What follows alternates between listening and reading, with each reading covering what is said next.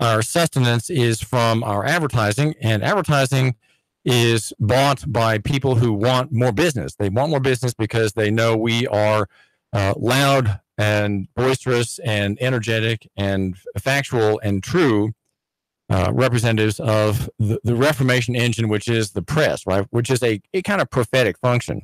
And so they want their announcements to be seen and heard by you, the listener. And they want you to come for car repair. They want you to come to buy wine and cheeses at Virgula here in Chattanooga. They have many, many desires, each following the nature of their particular enterprises. And so we want you to think of them and know that they are interested in you and yearning to serve you, yearning to have your business here in the Chattanooga area. And even if you're not in the Chattanooga area, you can stop by their shops because you love what we do here at Nougat Radio 92.7 News, Talk, and Sports. My name is David Toulis.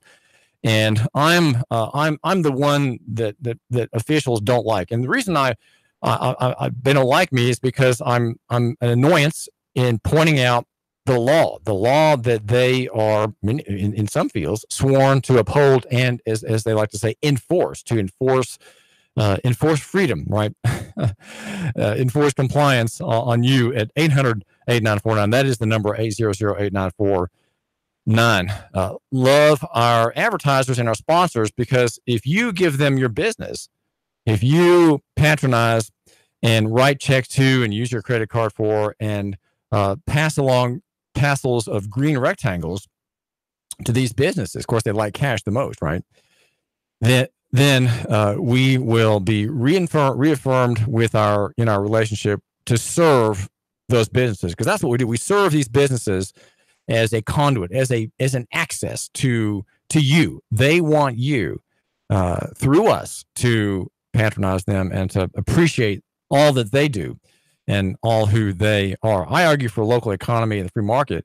And as I was mentioning, the idea there is really about the operation of the gospel. But I don't tell that to everybody, because there are people who don't care about the gospel and don't like the gospel. They don't fear God, and they're not yearning to please him.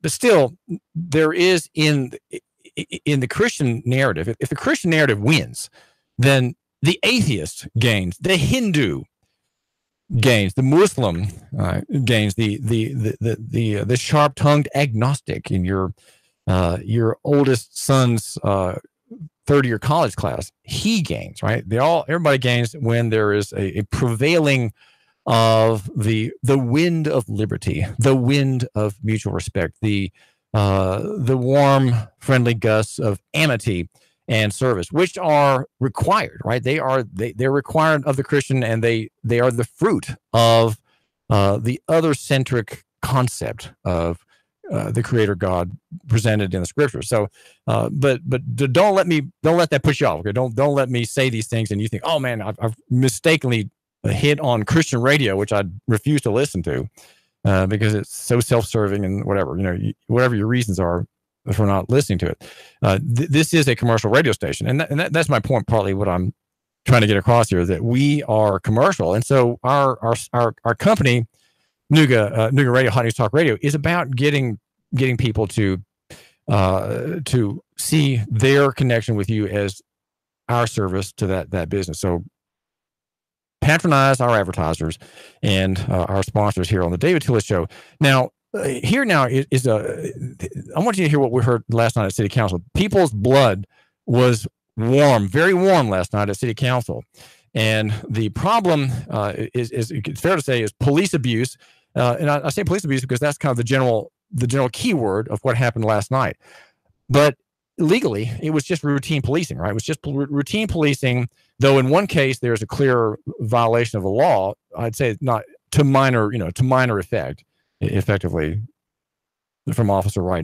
I wouldn't punish him for what happened on that point, but it's routine policing that's the problem, and it's increasingly so as we have these videos that go out. And you, my listener, need to be part of the video vanguard, right? You, the cell phone, wireless phone vanguard, serving the public and helping out Nougat Radio, helping out David Toulis. David Toulis is my name. You report and the world decides. I report, right? And the world decides. Here's Marie Mott.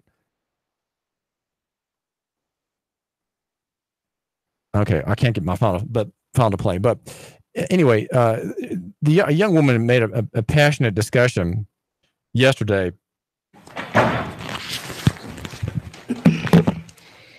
Good evening, Council. My name is Marie Mott, and I am a member of the Oak Grove neighborhood. I am here standing in solidarity with my community, with my faith-based initiative, which are various people within my community.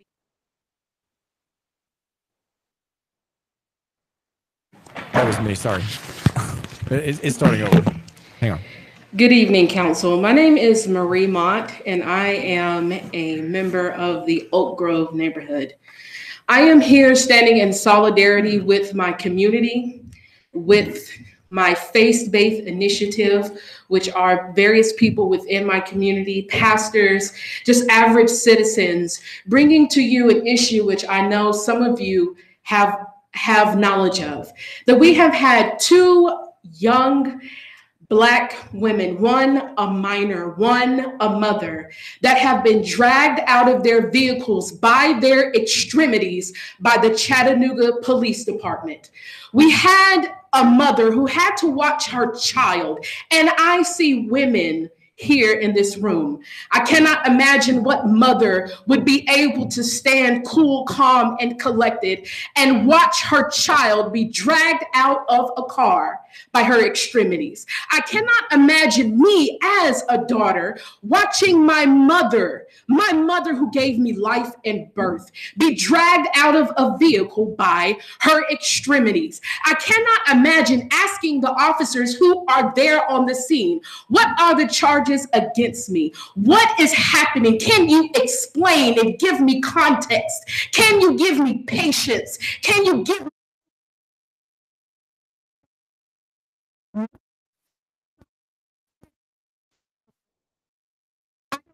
about you, but you are off of the backs of the people.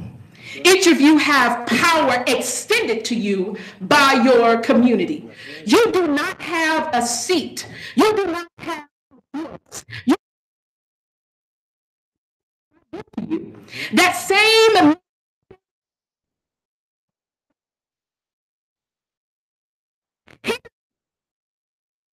accepted the people extended to him. I expect in the instances when injustice such as this come to light, I expect you to speak up. Why? Because you don't serve him. You serve me. Things like this happen for there to be an honesty. There should never be a situation where people are ultimately afraid of the people that they put into power, but that's you shaking your boots because maybe one day we will get tired of you and replace you. This is injustice. And frankly, the city of Chattanooga cannot afford not only to destroy lives, but to then take city tax funds and then pay people off as an expectation that that is due diligence and good enough for them to get over the injustices that happen to them. And frankly, it is about time for us to acknowledge the inequities in this city, the two Chattanoogas that which exist, and that it is not only a social and economic divide, but also preferential treatment. By God, we've had even a city councilwoman have such a terroristic type of situation in which she has ultimately had with the Chattanooga Police Department. Enough is enough. Enough is absolutely enough. And I'm not asking you for a change. I am demanding it. I'm not asking you for involvement. I am demanding it. And if that is not going to happen, I am putting each and every one of you on notice that if you will not take the people seriously, if you will not feel our pain, our anguish, our frustration, we will replace you. And for the mayor, I will guarantee that I will get 1,000+ signatures to recall your seat. Again, I am not asking this change. I am effectively, on behalf of every community, demanding it.